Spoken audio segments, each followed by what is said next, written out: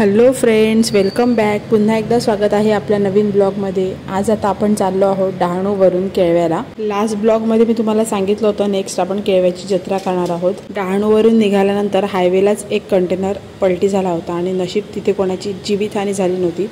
सगळीकडे रस्त्याचे काम चालू आहे आणि रस्त्यामध्येच कारण नसताना मोठे मोठे सिमेंटचे बॅरिगेड्स टाकून ठेवले आहेत, त्यामुळे असे भरपूर ॲक्सिडेंट्स होत राहतात।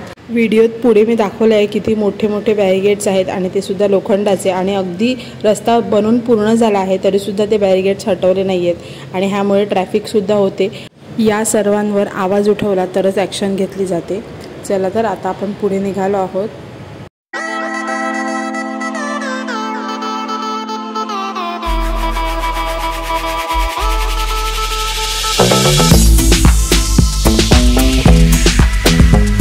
हे बघा, आता इथे सुद्धा हे मोठ्या प्रमाणामध्ये मुंबई टू दिल्लीचा रोड जो आहे तो बनायला लावला आहे। त्याचे सुद्धा खूप मोठ्या प्रमाणात इथे काम चालू आहे, तुम्ही बघू शकता।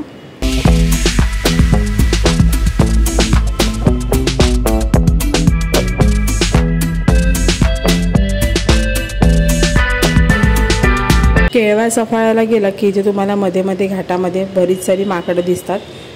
इथे आलं की बरेच सारे रिलेटिव्स आहेत आणि मग त्यांच्याकडे जाणंसुद्धा होतं, म्हणून आपण केळव्यामध्ये आलो आहोत। परंतु आपण आता केळव्यामध्ये न थांबता आपण जाणार आहोत पुढे, जिथे माझी नणंद राहते तिथे। सो आपण तिच्याकडे जाणार आहोत, फ्रेश होणार आहोत आणि नंतर जत्रेला जाणार आहोत।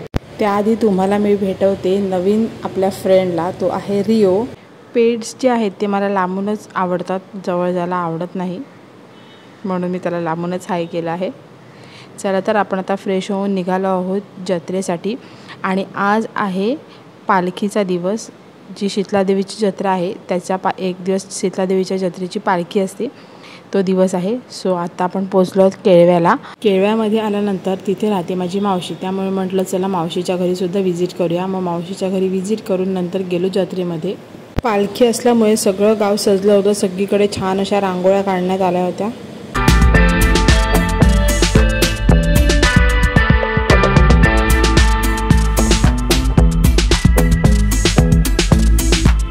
ट्रॅफिक होऊ नये म्हणून बरेचसे रस्ते बंद केले होते। त्यानंतर आम्ही अगदी पोचलो जत्रेच्या ठिकाणी आणि तिथे छान असं पार्किंग मिळालं।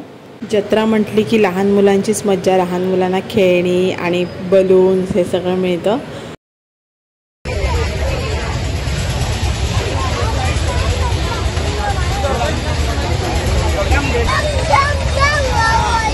मंदिराची छान सजावट केली आहे आणि आम्ही मंदिरात गेलो तर मंदिरामध्ये आरती चालू होती, म्हणून आम्हाला थोड्या वेळ लाईनमध्ये थांबावं लागलं। सुंदर अशी लाईटिंग होती मंदिराच्या सुरुवातीलाच आणि त्यानंतर लाईनमध्ये थोडा उभं राहिल्यानंतर दर्शन घेतलं देवीचं। पालखी असल्यामुळे गर्दी थोडी कमी होती, त्यामुळे छान असं दर्शन घ्यायला मिळालं।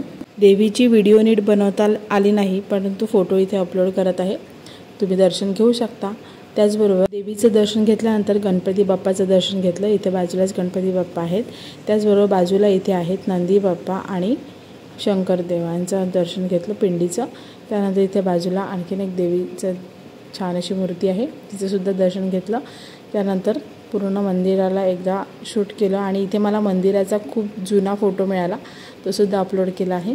बाहेर निघून इथे छान असं तळं आहे मंदिराच्या अगदी समोर आणि छान लाईटिंग केली होती, इथे सुंदर दिसत होतं, म्हणून म्हटलं चला शूट करूया। सुंदर असं मंदिर सजवलं होतं आणि सुंदर दिसत होतं, वातावरण खूप छान होतं। त्यानंतर आम्ही बाहेर निघालो आणि बाहेर जाण्याच्या आधी एक हनुमानाचं मंदिर आहे, त्याचंसुद्धा दर्शन घेतलं। मंदिराच्या परिसरामध्ये एक पाण्याची टँक आहे आणि त्यामध्ये सुंदर अशी कमळं आणि मासे सोडले आहेत।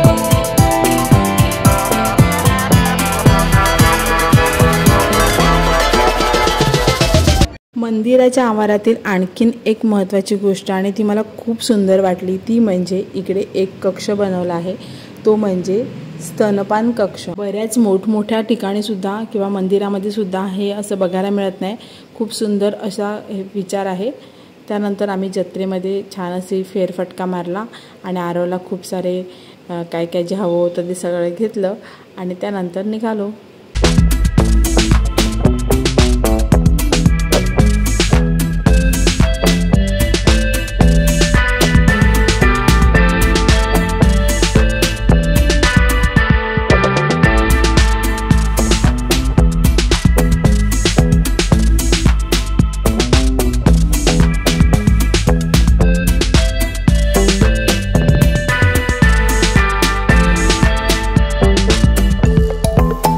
जत्रेमध्ये फिरता फिरता किती वेळ गेला कळलंच नाही. 8:30 वाजून गेले आणि आम्ही पार्किंगमध्ये आलो मग. आणि गाडी काढताना खूप छान असा चंद्र दिसत होता म्हणून त्याला शूट केलं. त्यानंतर गाडी घेऊन पुढे आलो तेव्हा आम्हाला रस्त्यात पालखी दिसली आणि छान असं देवीचं दर्शन झालं. त्यानंतर गेले आनंदच्या बहिणीकडे, माझ्या नंडेकडे. ती खूप छान सुगरण आहे. सो तिने जेवण केलं होतं, जेवलो आणि 10 वाजता निघालो घरी जाण्यासाठी. कारण दुसऱ्या दिवशी ऑफिस होतं. ऑफिसलासुद्धा जाणे गरजेचं आहे. रात्री छान असं गाणी ऐकत आणि शांत असा प्रवास करत घरी पोहोचलो. आम्हाला घरी येण्यासाठी जवळजवळ 12 वाजले. चला तर फ्रेंड्स, आजचा ब्लॉग आपण इथेच संपवत आहोत. परंतु जर तुम्ही अजून देखील सबस्क्राईब केलं नसेल तर प्लीज सबस्क्राईब करा, म्हणजे नवीन येणारे ब्लॉगचे नोटिफिकेशन तुम्हाला मिळेल. सबस्क्राईब एकदम फ्री आहे. चला तर पुन्हा भेटू अशाच नवीन ब्लॉग बरोबर. तोपर्यंत बाय बाय.